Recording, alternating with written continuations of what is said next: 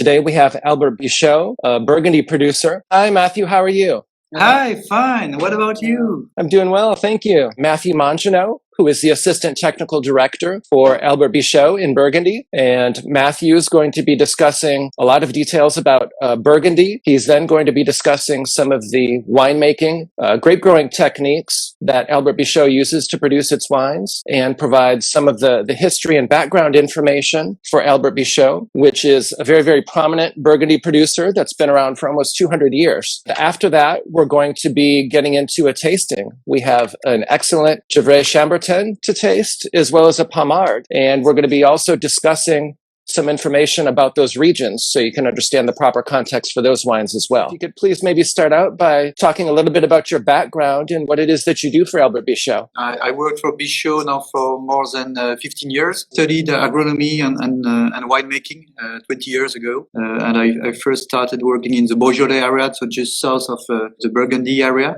And I joined Bichot in 2007 as regisseur. We call it like that, regisseur. So taking care of the Domaine in Chablis, which is part of the Albert Bichot family. And moved back to Beaune 3 years ago as the assistant technical director. So my duties covers all the technical issues or things.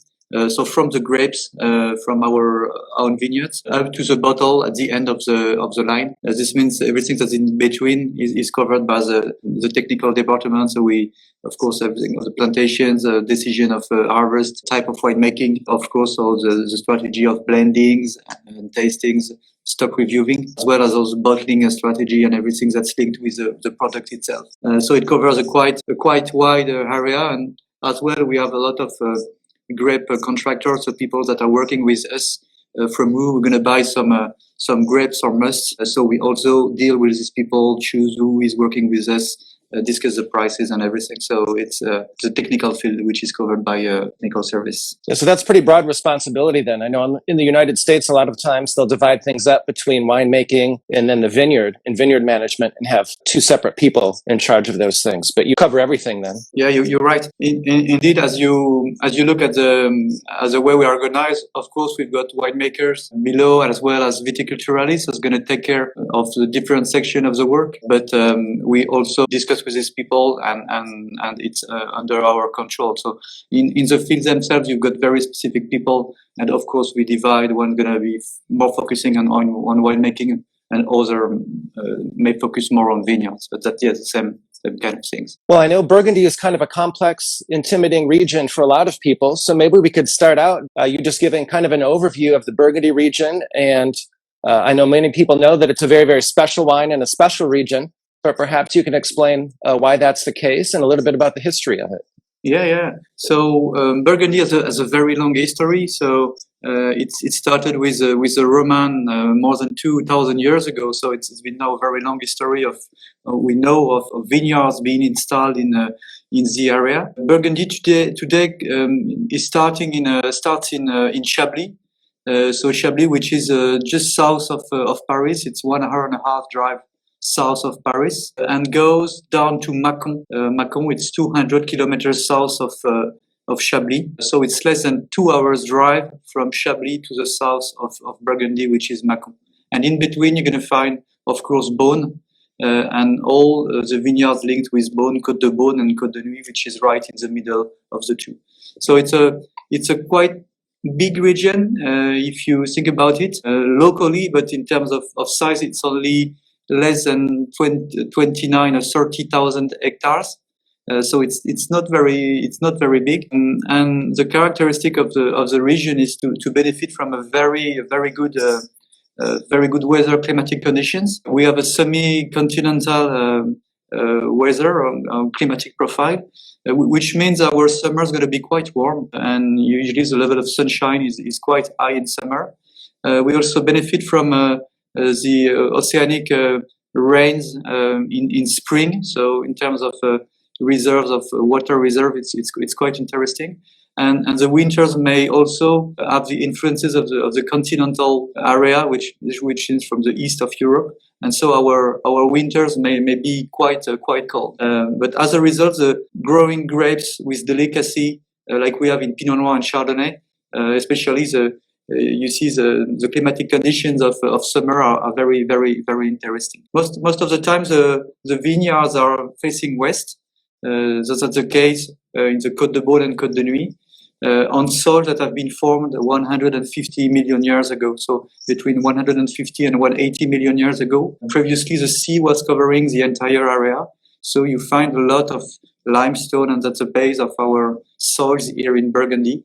It's a blend of limestone and clay, with more or less limestone depending on where you are. And you may find locally in Côte de Beaune, Côte de Nuit, as well as in the Mâconnais and a lot in Chablis, little oysters or little fossils that dates back from the period of the sea. And of course, in Burgundy, we're talking primarily then about Pinot Noir and Chardonnay. While there are a couple other varietals permitted, for the most part, everything is Pinot Noir and Chardonnay. Exactly. So most of it is it's nearly 50-50, a little bit more white than red, but it's really the region for Pinot Noir and Chardonnay. And we of course we don't do any blending, so it's always one single grape variety which is used, and in that case that's right, Chardonnay for whites and red for Pinot Noir. I must add, Burgundy is really the benchmark for the terroir. You remember terroir is the combination of the soils. So the type of soil, is it more clay, is it more stony, more or less limestone, shallow, deep. So the combination of soil, climatic condition as well. Is it more protected from winds? What about the level of sunshine in this plot, or the level of rain, globally speaking? Combined also with a grape variety, Chardonnay or Pinot Noir in our case, but also combined with the human know-how, so what the people and wine grower did from the different places. And this is what we call terroir, so the combination of these different things. And in Burgundy, we call it climat, so that's the translation of terroir. In Burgundy, we call it climat. So you mentioned that Burgundy was sometimes a bit frightening because with this number of climat, but that's really the benchmark for climat. Here in Burgundy, of course, we're going to promote much more every single plot, very delimited single plot that we call climat, and try to emphasize its quality and its expression. Linked with the type of soil, linked with the water regime, linked with the exposition. So it's a bit different. If I made you a kind of comparison in Bordeaux, they're going to more promote the chateau and deal with this is Lafite, this is Latour. Here, of course, we're going to speak from Albert Bichot, Domaine Albert Bichot, but first of all, we're going to promote the different climats, so this very single plot, a lot of times surrounded by walls, that express a very specific expression of the Pinot or of the Chardonnay. So that's what's interesting. It's that Pinot and Chardonnay are quite natural grapes. So they will totally absorb what is around them. I mean, in terms of soil, the root is going to go deep. They're going to also interact with the climatic conditions. And so they will be really the witness of the place they are planted. So that's something very, very important in Burgundy, and that's the scary part of it, where so many, it's more than 1,000 climats in total from north to south. But that's why we live for, and what we want to do when we do winemaking, and of course shows the differences between those different climats. Right, and those climats were established hundreds of years ago, oftentimes by the monks. Is that correct? Yeah. Yeah, that's right. Most of them, and there is a lot of places where monks are behind. I'm thinking of La Moutonne in Chablis that used to belong to the monks. We are now the sole owner of this place. Of course, all the Clos Vougeot area, there is a link, a very obvious link with the Citeaux monks. And so everywhere you find links with the monks. So they were very powerful in the Middle Ages, and they were also very precise on assessing the different climate and also revealing the different places, choosing which part is going to be the best. So it's a very long history. You said it right, initiated by the monks that is now present and designated as World Heritage by UNESCO, or this organization of landscape, and the way we farm here is very, very special. You mentioned the soils a little bit, and chalk and some limestone throughout Burgundy. which soils does Pinot Noir perform best on, and which soils does Chardonnay perform best on? Yeah, there is no rule 100%, but what we see, of course, and again, it's a result of a very long history, is that usually the Chardonnay sits very well on places where you have higher percentages of clay and more on the white clay. So that's the case if you look in all the big white areas, as in Chablis, for example, or south of Beaune in the Meursault, in the Puligny area. It's more white clay. Usually with higher percentages of clay, and that's the case also in the Mâconnais area where they do a lot of white. But on the other hand, Pinot suits very well on Mars. So Mars is a combination of clay and limestone, but more on brown or red Mars, with usually a bit higher concentration or percentages of stones in the soils for red. So the Chardonnay will totally expand and have this density volumes where the clay is, whereas the Pinot will really like the shallow soils with more drainage to give the very refined and very elegant characteristic. And that's why you don't find any Pinot, any Chardonnay, or just a very limited amount in Côte de Nuit, because the soils are mainly made of those red marl in Côte de Nuit, and that's not the case in Côte de Beaune. Gevrey-Chambertin, for example, it's all red wine. It's 100% red wine, yeah. And you may find a very limited production of white wines. For example, in Nuit Saint-Georges, we produce a beautiful Nuit Saint-Georges Blanc, which is totally rare and very difficult to find. It's only 2% of the entire area of vineyards in Nuit Saint-Georges, but it's absolutely beautiful. Sorry, we didn't say the organization of appellation in Burgundy, again, might be a bit scary, but we've got 4 levels of appellation, and the entry level wine is going to be the regional appellations that cover a little bit more than 50% of the entire area. And so we deal with, for example, Bourgogne Aligoté, Bourgogne Blanc, Bourgogne Rouge. That's going to be produced from the north of Burgundy. It could be around Chablis or in Côte de Beaune, Côte de Nuit, as well as in the Mâconnais area. The next level is going to be the village level. So a village like, Meursault or Gevrey or Pommard are village appellation. And they cover a little bit less than 40% of the entire surface in Burgundy. And the next level, usually on the slope, as you go up on the slopes, the middle of the slopes, you find the Premier Cru level, which is only 10% of the entire surface. And then comes the Grand Cru. So the Grand Crus that everybody knows and that are really the emblem and the anthem of the Burgundy wines. And Grand Cru is only 1%. If you look at the figures, it's incredible, but it's only 1% of the entire area under vines in Burgundy. So there is big space for, of course, the regional appellation, and we produce beautiful white wines and red wines from the regional levels that really needs to be shown and tasted because they are absolutely beautiful. Now, thanks for that explanation. That helps, and all that information is on the label. And so if people have an understanding about the meaning of those terms, then it's easier to understand what to expect when you look at the label for each of the wines. Yeah, that's correct. Yeah. Of course, it's many information. It's useful to know that. So especially we're going to see it on for example, on the Gevrey-Chambertin, even if we are on a village level, there is a name of a place. So it's also a clima within the village appellation. So it's good to know. Yes, absolutely. We have an interesting question. Have you noticed any impact on the different vintages and the production of your Burgundy due to global warming in recent years? Yeah. It's a question we are really taking seriously. Of course, we've seen it, and even as I would say, still young winemaker, I can see it at a human scale. So we've seen it, for example, if you also deal with the elderly people.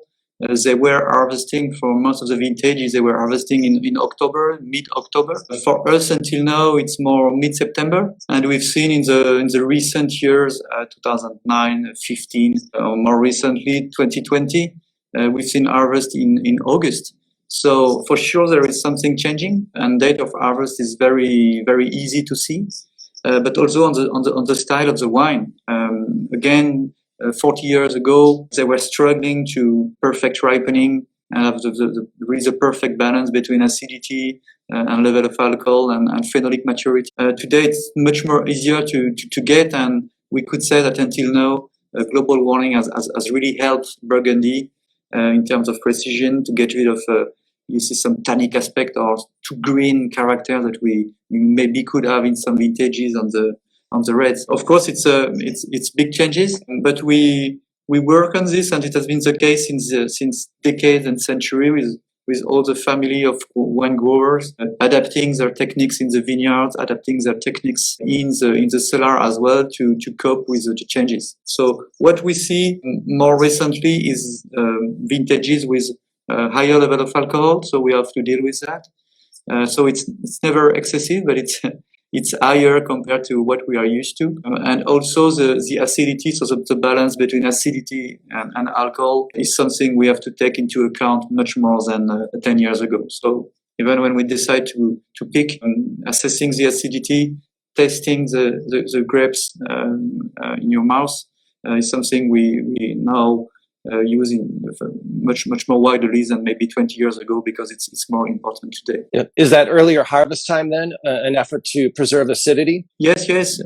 But yeah, of course. But you also need to have everything ripe. So besides the acidity, so you must be very careful, even if the levels of acidity are quite low. Sometimes the tannic and the polyphenolic maturity is not there, so there can be a delay in between. So you must be careful not to focus only on acidity, or you could get really bad tannic character. So it's interesting work, but difficult work to assess and to adapt. And now we try in terms of canopy management, soil plowing and everything to adjust and adapt the behavior of the vineyards to try to have the same, the maturity, acidity, and phenolic at the same time. So something quite difficult, but we work on this to preserve really the characteristic of the two varieties. So are most of the adjustments you make then in the vineyard, or do you also need to make adjustments in the winery? Yeah, winery. With respect to. Yeah, you're right. Winery as well. In terms of work on the lees, we work a lot on the lees traditionally in Burgundy, especially on white wines. So also the way you use the lees and lees contact. You remember the lees are the dead yeast, and you may use them doing some lee steering. We call it bâtonnage, and so you have to adjust this technique to take the best of it, and of course to reduce the lees contact. For example, when there is a warm vintages where the level of acidity are already low, not to add, something too round with too much roundness, or reduce lees contact and things like that. Also, the use of oak is something we are adapting every year. We can, by the choose of oak, the level of toast, the length of stay in oak, we can also work on bitter character, also work on the sensation of acidity. So we can also, by the aging and the strategy of aging, preserve more or less the acidity depending on the year. So the many fine tunings we are using to express the best of the fresh and fruity character of the wines. Yeah, lots of work and lots of adjustments every year, it sounds like then. Yeah, and you always need to be on the move and see what's going to be the next one. And even if it looks from the outside very traditional, very conservative, of course, we still use techniques that were used centuries ago. But just next to that, we've got a very modern technique and possibilities of analysis to know what's going to be the next step. So it's very interesting in that sense. Well, maybe we could shift gears a little bit and go back then and talk a little bit about Albert Bichot and its history. We've provided a little bit of context for Burgundy and gotten a little bit into the winemaking, but if we could step back a little bit, and I know it's been around for almost 200 years and 6 generations, but maybe you could talk about some of the key milestones along the way and some other information. Yeah, it's big bone, I would say, family-owned winery. It has been started in 1831 in Montélimar, which is just next to Beaune, and it has been ruled by the Albert Bichot family since. So Albert Bichot is 55 years old. Sorry, he's now the 6th generation in charge, and he took over his his father and uncle 10 or 15 years ago. So he's now in charge of the winery, which is not very common here in Burgundy. And he's got 3 kids himself, so I think they're going to be the next generation in charge of Albert Bichot. So we are very proud of that, because it's, especially in this business, it's sometimes difficult to stay independent, and it's still the family that is 100% the owner of the company. So of course sometimes it takes a bit more time to make the decision, but we know they are very, very well made for the long term and for the distance, and that's why Albert Bichot is still there, still expanding with an interesting strategy for the future. Today Albert Bichot is the owner of more than 240 acres of vineyards in 6 different estates. So the company will takes care of estate in Chablis with Domaine du Pavillon, that will of course focus on all the appellation from the Chablis area, Chablis, Chablis Premier Cru and Chablis Grand Cru. 2 estates located in Nuits-Saint-Georges, so just north of Beaune, Domaine du Clos Frantin and Domaine du Châteauguay. And Domaine du Clos Frantin will of course farm all the vineyards from Côte de Nuit, so all the Grand Cru and Premier Cru from Côte de Nuit. Châteauguay is a very interesting little chateau that we have on top of the hill in Nuits-Saint-Georges. It's entirely a terraced vineyard, so very difficult to take care of. I think you may see beautiful pictures on the website. Yes, absolutely. It's really nice. And then Domaine du Clos Frantin, which is located south of Beaune, which is the home of Alberic. So Alberic Bichot lives in this estate. That is 15 hectares big, and that will focus on all the appellation from South Côte de Beaune. This means Pommard, Allos-Corton, or the Murots as well. And another estate which is located in Côte Chardonnaise in Mercury. We produce some Mercury Premier Cru, a Village, and a White as well. And besides that, so the company has expanded with, of course, the base of its own estate I've just described. But next to that, also with a quite wide range of wines. We're going to vinify ourselves. So this means we've got contract with grapes or must growers that are going to supply us with long-term contract, and we're going to take care of the winemaking entirely. So from the winemaking down to the bottle. So it's something also quite specific to Bichot, as on every coast. This means in Chablis, but also in Côte de Nuit or in Côte de Beaune in Pommard. Inside our winery, we're going to take care of the grapes from our own estates, but the local winemaker will also take care of the grapes we purchase from our contractors. So of course we don't mix them, you're not allowed to do that, and we don't do it. But the style of the wine are consistent due to this organization with 1 people in charge of the grapes farmed by us and the grapes from our contractors. So it means more places and different places to organize and to rule with the different wineries we have.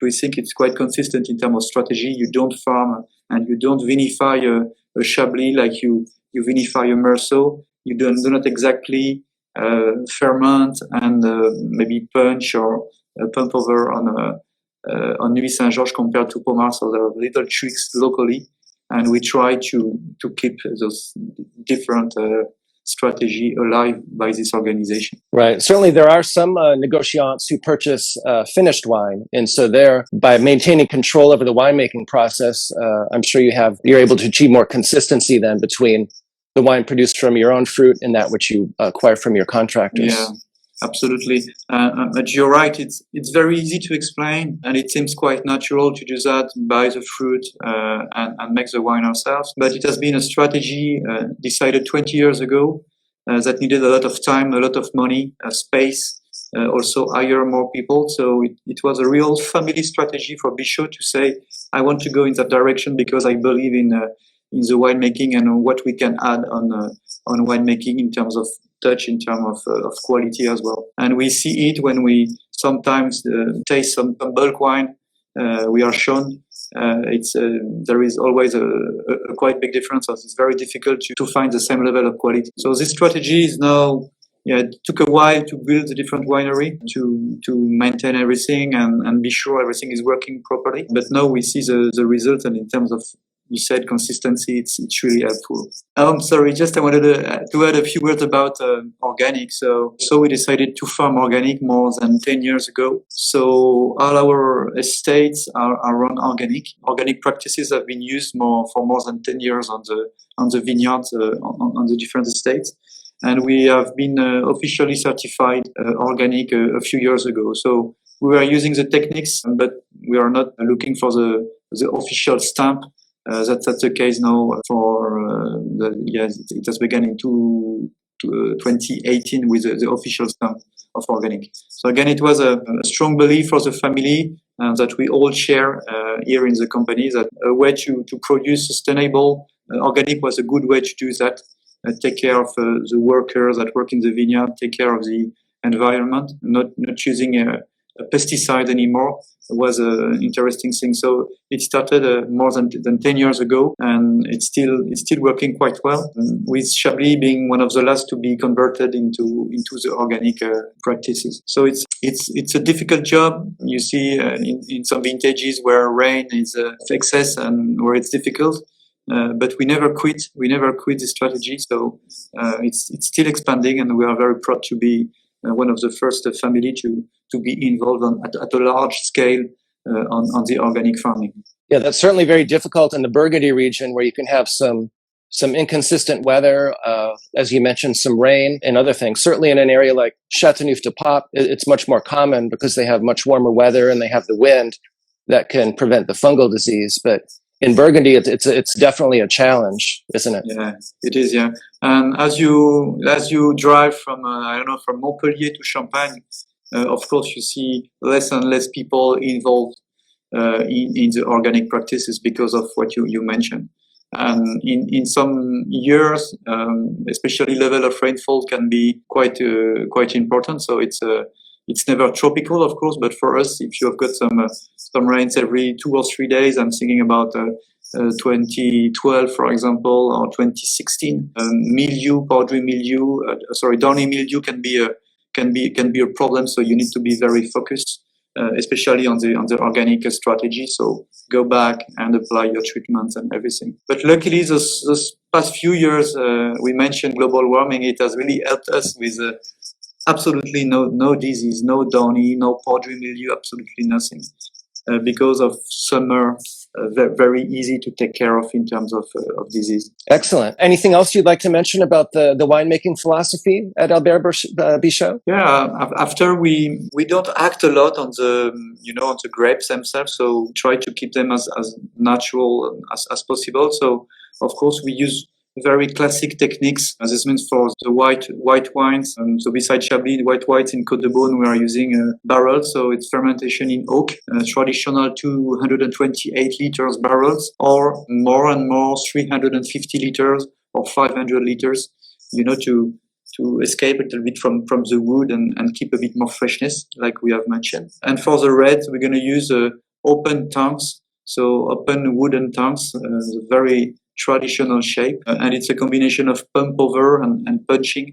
And in some vintages, we're gonna use non-destemming grapes, so full bunch in the reds, depending on the vintage, especially in warm vintages where we want to keep a bit more freshness and work on the fruit. We're gonna keep a layer of 20-30% of full bunch, and the rest is destemmed, and the fermentation takes place with a pump over and or punching.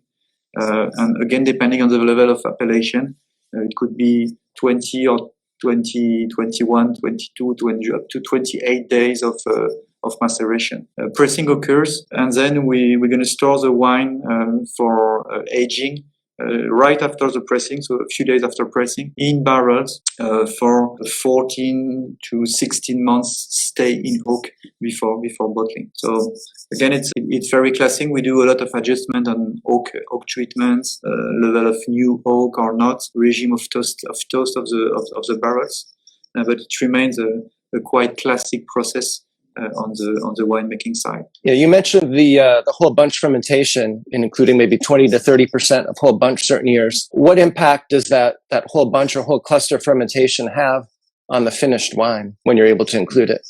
Well, it's a technique that's widely used in the Beaujolais area, especially in the Grand Cru, in the Cru area. whereas they do 100% full bunch maceration. And it occurs a specific fermentation inside the berry that will really reveal very refined and very fresh fruit. So that's a way to, especially in warm vintages, when you want to avoid something too much on the, the cooked fruit or fruit with sometimes fruit kind of overripe fruit. The use of that kind of techniques can bring more aromas more on the fresh fruit, very fresh berries, and gain in freshness. So that's a technique derivated from the Beaujolais and that has been widely used in Beaujolais for many years. That suits very well for Pinot. We can also work, and we do that usually on the Pinot, is the use of pre-fermentation, so maceration before fermentation at a cold temperature. So we maintain the grapes at 8-10 Celsius, where this mechanism of maceration inside the berry might start to gain in purity and freshness. So it's another little adjustment we can make. Yes, and in vintages when the weather wasn't cooperating and it wasn't quite as warm, is it also a concern that the stems may be a little bit green and may add some bitterness to the wine if you use them, and so that's why you might avoid them during those types of vintages? Yeah. Well, most of the time we get rid of them because it might bring some harsh tannins. So that's what we believe, and the style of Albert Bichot wine is like that. So we are more on the fruitiness. Of course, you need to have a structure. You need to have tannins. But not on the green side. So sometimes when the ripeness is very nice, we're gonna select grapes that have a beautiful stem, and we're gonna use them as a positive sorting. But the rule is generally to get rid of the stem to avoid too much green character. But again, it's not a rule. It's not a permanent rule for all the growers, and some will year after year use 50 or more % of full bunch, because that's their style of wine. It tends to give usually a bit more strength, a bit more austerity. So it's more designed for long-term distance wines. We do that as well, but we also want to preserve the fruit, and we think that the fruit is a key element in showing the different terroirs. So it's a matter of strategy and style in that case. Okay, perfect, excellent. Well, should we move forward and then go to the tasting portion? Yeah. And why don't we start with the Gevrey-Chambertin? Yes. And this is a 2018 Gevrey-Chambertin and Murots. Perhaps you could start by telling us a little bit about Gevrey-Chambertin. Yeah, so Gevrey-Chambertin, we are in what we call in Côte de Nuit. So as you drive north from Beaune to Dijon, you go through Nuit Saint-Georges, and then you head to Gevrey-Chambertin. So that's not the first city you meet, but that's one of the key cities up there. Gevrey-Chambertin is quite large village in terms of wine production. So that's the largest village in terms of vineyards. It's a bit more than 400 hectares of vineyard, which is quite big, and it's 100% red. Like we mentioned, there is absolutely no white wines in Gevrey-Chambertin. You will find 80 hectares of Premier Cru on this village, and quite roughly the same with Grand Cru. And with 9 Grand Cru, very well known. So that's a village in the Côte de Nuit where there is a very large amount of Premier Cru and Grand Cru on the same village. For example, Chambertin, Clos de Bèze, La Trissière are located in Gevrey-Chambertin. So we are, of course, on soils. I mentioned at the beginning, we are on soils with quite red marls. Of course, it's limestone and clay, but with influences of iron, so that gives this red character to the soils. And there is a very specific thing in Gevrey is what we call comble à veau, which is a valley. So the vineyard is installed on a coast facing the east. And you've got valleys that are going to cut the coast and bring some fresh air from the top section, but also that has brought many years and decades when all the soils have been formed, that have brought a lot of scree, little gravel. So the soils in front of this, we call it alluvial fan. The soils are here in this location, and especially in Les Murots, are quite deep with high percentages of scree, of stones. So they tend to drain very well, but they also tend to warm very well because the stone is going to keep the heat and because of the white character of the limestone, it's gonna heat up the grapes very, very quickly. So it will give a wine in that case with a very, very nice delicacy. So it's you will see that the tannins are there, but very, very round, very soft, and quite ripe. We've got notes of very ripe fruits. So it's more black fruit and with a bit of black currant, red currant as well. I get like some wild black cherry. Yeah, licorice as well. It's very complex. It's very deep. It's got a lot of complexity. When I first opened it, I was getting a lot of forest floor and earthy characteristics as well. Yeah. And of course, with Burgundy, it's important to use a proper Burgundy glass as well. So one with a bigger bowl so that you can appreciate the aromatics. Exactly. So I think you've got the right one. It doesn't get much bigger than that. I was going to ask a little bit about the domain and the climat. So this Gevrey is les Murots means Murots is mur. So it's usually it was a place surrounded with walls. And like I said, it's a place that warmed and something that warmed very, very. So the style of this one is quite rich on the mouth. You've got some richness and we say some ripe character. In this particular climat is I understand about 1.4 acres, and the average age of the vines is maybe around 30 years or so. Yeah, it's even a bit higher than that, depending on the different section as we're gonna replant and of course year after year we're gonna remove and restart. And of course we do all the harvest by hand in this area. Aging is gonna take place in oak for 100% in oak, like I said, with 30% new oak. So that's the traditional use of oak we do on this section. What would you estimate the ideal drinking window for this wine to be? Certainly it will improve with age. Yeah, so especially 2018 is a vintage that has been again very, very warm. It's part of the warmest vintage we had. It was a very dry, very hot, with a lot of sunshine vintage. And so you see the character of the wine we see today to us is a very good result, as it could have been something overripe or overcooked, and that's not the case. And I think we had a period of concentration in this vintage as well, where the strong winds allowed the concentration to take place. So this concentrated, of course, the aromatic profiles, but also the acidity. And so it's quite well balanced. Another thing was also the yield. So the yield per hectare in 2018 were quite high, and this helped to maintain the freshness of the wine. So you've got nice consistency today. The tannins are there. It's quite full-bodied, and again, it's got a characteristic of the Pinot Noir in a warm vintage. And for sure, it's intended to keep for many years. So 10 to me, a little bit more than 10 years. So of course, you can keep it longer, but to soften the tannin and get all the aromatic compounds with the evolution, a minimum of 10 years you have to wait before you open it. So of course, it's beautiful today because it's still on the fresh fruit. Fresh character from the place. It will tend to beautiful aromatic evolution while aging. Right. It will gain the tertiary characteristics and additional complexity as well. Certainly now you can enjoy the fruit, but it will improve with time and gain complexity as well. So totally right. And now it's very on the primary fruit, fresh fruit. We've described them. Even in the mouth, you've got the tannic character is there. Even if it's rounded, it will, while aging, go to the evolution with more roundness.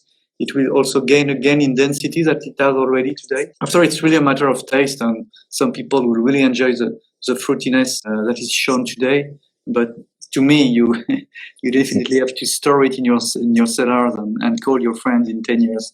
Before drinking it. Yes, no, I agree. It's nice to check in on it and see how it tastes when it's young, so you can appreciate how it evolves. But it would be kind of a shame to drink your bottles young. Yeah. It's especially on this level of village, it's interesting to wait. Yeah. What would be your favorite food pairing for this wine? It's going to be quite the same for the two in that kind of wine, but red meat, grilled meat, red meat is very interesting with that, and I think that's really a very, very, very good pairing. Maybe I will focus a bit more on poultry or things like that. Very, very fine to go on the very refined character of the wine, and served with kind of vegetables. But the meat's going to be the central dish of pairing for this wine. Yeah, certainly duck. I always enjoy Burgundy with duck for sure. That's right. Yeah, duck. After it's difficult to escape from this. Still, there is a tannic aspect in this Gevrey-Chambertin, so it's difficult to go outside meat. In some red wine, you could try to go on the in some fishes, but to me it's difficult to go on that direction with this Gevrey. Excellent. Well, before we move on to the Pommard, we did have one question. You mentioned the hand harvesting. How common is hand harvesting in Burgundy, and are there producers that use machine harvesting? Yeah, it's I would say in Côte de Beaune, Côte de Nuit, almost 99% of hand harvesting grapes of this area with high-end places, nice village, nice Premier Cru and Grand Cru deserves the treatment of the human hand. And machines going to be used a little bit more, on haute côte, so the section of vineyards that are not on the coast itself, but up the hill. Where the prices are a bit lower, generally speaking, and there they're gonna use the machine. But otherwise, it's mainly used, especially on the white wines. It's easier to pick the white wines compared to the reds, so it's used a little bit in Chablis, quite a lot in Chablis, but also in the Mâconnais area. So most of the time, the machine sticks to the white wines on these two areas. Otherwise, it's 100% hand-picked. Yeah. So which causes trouble because you need to find year after year people. Students are in August now. They are most of the time in holidays. So it becomes to be a subject to find the appropriate people. Right, definitely. Labor can be a problem. Yeah, certainly in Europe in August, that is sometimes. Difficult. Yeah. We also have a question about how to locate the wines. It's my understanding that most of the Albert Bichot wines are available worldwide, so they should be able to be located, I would think, in most countries. Is that correct? Yeah, that's correct. Yeah, so especially this range, which is the wine we widely spread. I would say it's classic wine. So yeah, we export in more than 150 countries. So yes, you are supposed to find it nearby. If it's not the case, write an email to us through the website, and we're going to help you to find them. Yeah, but we have a high presence, of course, in Canada, in United States, in Great Britain. Well, should we move on to the Pommard? Yeah, this is again the 2018. So interesting to compare the two village level. Again, village with the name of a climat. So we were in Les Murots for Domaine du Clos Frantin, and we are in Clos des Ursulines for this Domaine du Pavillon. So yes, the Domaine du Pavillon so focuses on all the vineyards from Côte de Beaune, which means we are taking care of a very nice plot in Allos-Corton, which is just north of Beaune. Allos-Corton, it's a clos, another clos, divided into two plots, one part being Premier Cru and the other part being Grand Cru. So it's absolutely unique, and I have no any other example of that kind of thing. We also take care of a beautiful plot in Corton-Charlemagne, so same kind of feel, a bit higher up in the coteau in white, that produce Corton-Charlemagne, a very well-known white wine. Domaine du Pavillon will also focus on all the Pommard area with this Pommard Rugien, this Pommard Clos des Ursulines, village level in a clos. I'll come back to this. We take care of Pommard Premier Cru Rugien. So there are no Grand Cru in Pommard, but Premier Cru Rugien is a very, very well-known Premier Cru that has a level of a Grand Cru. So maybe in the future, if there is a change, this probably would be a Grand Cru section with very, very red soils. And then Domaine du Pavillon will farm a plot in the appellation, the Volnay Premier Cru, Fontenot, but which is located in the village of Meursault. So that's another strange thing. But it's a red wine on the Premier Cru level from Volnay. And then we take care of all the Meursault area. Meursault especially, so Meursault village, as well as Meursault Premier Cru Charme, which is another type of white wine we do. And I forgot Beaune Premier Cru Clos des Mouches, so which is in between Pommard and Beaune. Oh, very big and important thing. So on the Beaune area, on the Premier Cru level, Beaune Premier Cru Clos des Mouches that produce a white wine.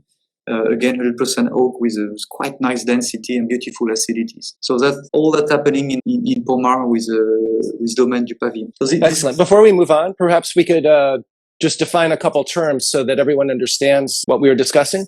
You mentioned the term clos. Could you explain what a clos means? Yeah, a clos is quite common in Burgundy. It's really a plot. Again, it could be a climat, so the two could be combined. And it's a plot that is surrounded by walls. So usually it's a very old wall surrounded by stone. It's really a wall, and that offer protection from wildlife, but also protection from winds and some climatic conditions that are going to affect. So when you drive by car, you'll see a lot of walls everywhere in the vineyards, and that's a combination of those walls that makes the different climate. And so that's the case for this Clos des Ursulines. It's quite big. It's 4 hectares, nearly 4 hectares big, and it's totally surrounded by walls. So you enter a kind of big garden, very well protected, and that gives this specific character. Also, wind regime inside the clos that allows the ripeness of the fruit here in this section. Yeah, and on the bottle, I see the term monopole. Could you explain what monopole means? Yes, so monopole means single owner. So we have a few monopoles in the family. So this means that we are the single owner of this clos, and nobody else can use the name because we are the single owner. It's quite interesting, and because that's something you can promote by yourself, and you have, of course, no competition from others. We have other few monopoles, especially in Chablis. I mentioned La Moutonne, which is a very historic place, an historic Grand Cru inside the Grand Cru area, and it's a plot, again, a climat, which is solely owned by Albert Bichot. Excellent. And we did have a question about whole cluster fermentation. I know we talked about it in detail before, but are these two wines that we're tasting examples of situations where you use the 20 to 30% whole cluster? Yeah, exactly. Yeah, especially on this vintage. Yes, totally correct. Yeah. Well, should we go ahead and taste it and discuss our notes for the Pommard? Yeah. On this one, I think the fruit is even a little bit more black than with the first one. Exactly. Black cherry, blackberry. Yeah. So exactly, it's to me, it's got a bit more austerity on the nose. So you're especially on this black character, very black fruit. Black currant, blackberry, and you've got also notes of herbs. Herbs are kind of a green character on the nose. Yeah, I'm getting almost like a sage. I think something like a sage. Yeah, you're right. Yeah, maybe a little bit of iron as well, kind of like you get with some Northern Rhone type wines. Hints of iron. Mm. Yeah, that's right. And in mouth, it's quite tannic with quite reactive tannin. So you have, to me, if you compare to Gevrey, that was of course on a tannic structure, but with tannins, with a bit more roundness. Here you've got really the expression of Pommard with a wine with a lot of energy and usually tannins a bit more in the forefront. So that's the case here to me. Even if this Clos des Ursulines is located on your way to Volnay, so it's not on the historical part of Pommard that tends to give we say masculine wine. You see with more rustic or tannic aspects. So that's the case here, but not as much as you could have in the center of the village itself. So it remains something with quite a lot of energy, quite tannic character, but with also some elegance in this wine. Yeah, definitely. Pommard, as you mentioned, can be a little bit more on the tannic side, but this one is definitely more elegant than many of them. Yeah. And sometimes Pommard is a bit frightening, especially young.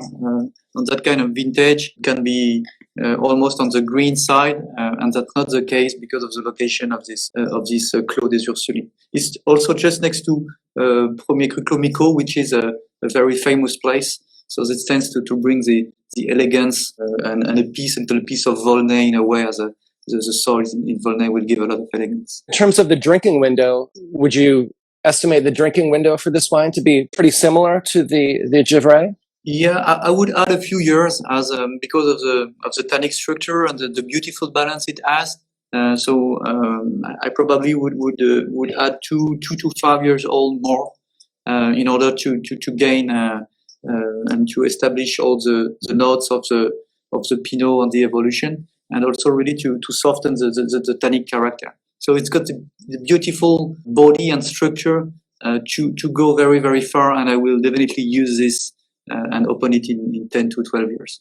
But again, that's a personal taste, and if people want to get it, they will not be scared by the tannins. There are like we said, there is some softness on them. Excellent. Hey, Jim, how are you? Good, thank you. Glad to finally get in there. Excellent. So far, so good. I've learned a lot today. Jim is the president, Albert Bichot USA. Jim, are you responsible then for the United States operations and distribution within the United States? I am. So I've been with Albert Bichot since 2013. I've actually known the Bichot family since around 2005. So they feel like family. They certainly treat me like family. So I've been with them quite a while. I run Albert Bichot USA, which is actually a winery-owned subsidiary of Maison Albert Bichot. So we represent right now exclusively Albert Bichot wines, represent them and sell them across about 47 markets throughout the country. Excellent.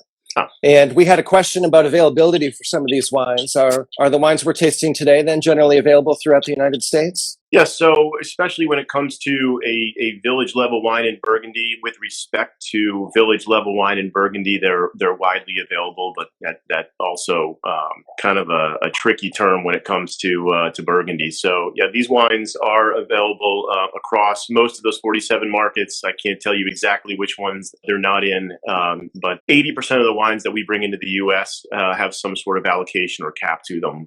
But these are certainly flagship wines of ours and fairly widely distributed. We've been talking about these two particular wines so far, but is there anything else you'd like to mention about the portfolio more generally? It's been a fun trajectory to see kind of where this brand, I think I met Matthieu for the first time, maybe going back, I don't know, maybe over 10 years for sure, when we were in, I don't know, that was even before I was working for Albert Bichot, but you know, these wines were probably in 6 states at the time at the most. So to see them, you know, now in 47, it's pretty exciting. So, you know, right now we're kind of starting that pre-sale, what we call our pre-sale or vintage offering of our most allocated wines.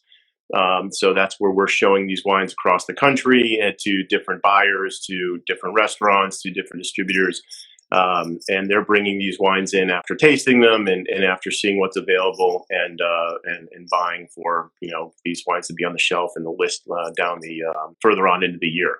So right now, that's what's on the brain at Albert Bichot USA is that pre-sale. But that is only between 20 and 30% of our business, and the rest of it is all, you know, wines like this, as well as regional level wines that are available. And I think the thing we're most excited about is a real focus on Cremant right now that we've got. Sparkling wine is certainly a very, you know, fast-growing segment of the wine, you know, the wine business in the U.S. right now. I think just kind of with what's going on and kind of seeing the light at the end of the tunnel of what we've all been going through here over the last year, I do anticipate us all drinking a lot of sparkling wine and Cremant and bubbles, you know, toward the end of this year, if not starting. And is that Cremant de Bourgogne then?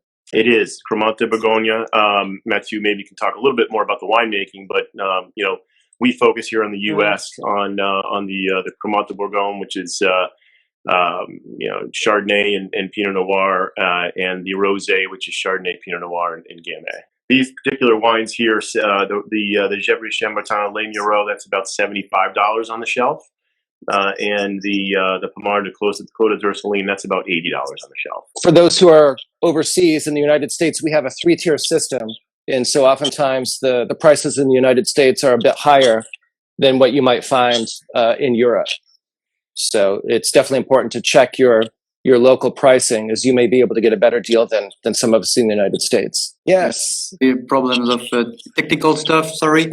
Yes. Hello, Matthieu. We were just talking a little bit about the 2019 vintage, and Jim was mentioning that they're taking pre-orders for that. And so he was wondering a little bit how you would compare. Well, we were wondering how to compare the 2019 to the 2018 vintage. Yeah, it's good as well, and I must say, like I said, it's another warm vintage. It's like so Jim said it. It's very consistent as well. The difference would be to me the difference in terms of yield compared to 18 that has a bit more volumes in terms of yield. So there tends to be sometimes the wine a bit thinner, whereas the 2019 are a bit massive with a quite nice structure. So they're both from a warm vintages with maybe some tannic character on the 19 that's going to be a bit more in the forefront. So it's both very, very consistent vintages. and they're both beautiful. I really like the heat we find in 2018, and you're gonna find it again on the 2019. So really two to keep in your cellar. Excellent. And so the window for those would be the same, or would it be a little bit longer for the 2019? No, I think it's gonna be the same. So we'll see that just recently been bottled, the 2019. So we are still assessing them and see how they're gonna cope with the bottle and see. But it's roughly the same kind of window for drinking. Well, thanks so much for joining us. Yeah, we certainly learned a lot about Burgundy and Albert Bichot and some of the outstanding wines that you have. Thanks so much to both of you for your time and for joining us. Yeah, my pleasure. And until then, cheers. Cheers. Thank you, John. My pleasure. Thanks very much. Bye-bye, John. Thanks. Thanks for joining, everyone.